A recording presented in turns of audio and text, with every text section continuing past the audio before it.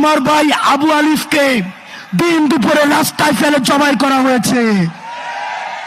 জবাই করার পরেও আমাদের বাংলাদেশে আলেম সমাজ আমরা ধৈর্যের পরিচয় দিয়েছি। এটি হচ্ছে গণ অভ্যুত্থানের শক্তি। আমরা ভারতের কোন ষড়যন্ত্রে আমরা পাড়া দেই নাই।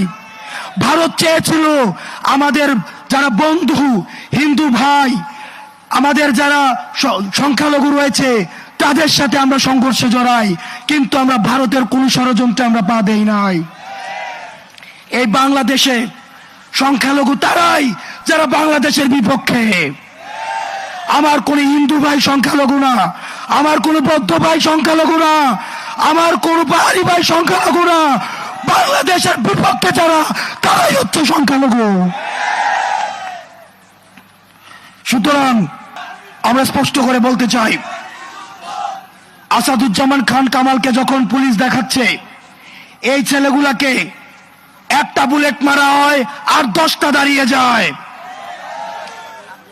আমরা হচ্ছে সেই প্রজন্ম। আপনারা যদি মনে করে থাকেন যারা হচ্ছে সমঝোতার রাজনীতিতে বিশ্বাস করেন, যারা চাচ্ছেন ব্যাকডোর দিয়ে সমঝোতা করবেন, মামলা বাণিজ্যের মধ্য দিয়ে সমঝোতা করবেন, মনে রাখবেন এই প্রশস্ত বুকের উপর দিয়ে তাহলে আবার বুলেট যেতে হবে। আর কোন বাংলাদেশে সমঝোতার রাজনীতি নয়, আর কোন গুম নয়, আর কোন হত্যা নয়, আর কোন ফ্যাসিবাদের উত্থান নয়। যেখানে ফ্যাসিবাদের উত্থান হবে সেখানেই আমরা একসাথে লড়ব। ওই আপোষ না রাজপথ, দালালি না রাজপথ, দালালি না রাজপথ, দালালি না রাজপথ, আপোষ না সংগ্রাম, আপোষ না সংগ্রাম, দালালি না রাজপথ, মাতৃভূমি অথবা মৃত্যু।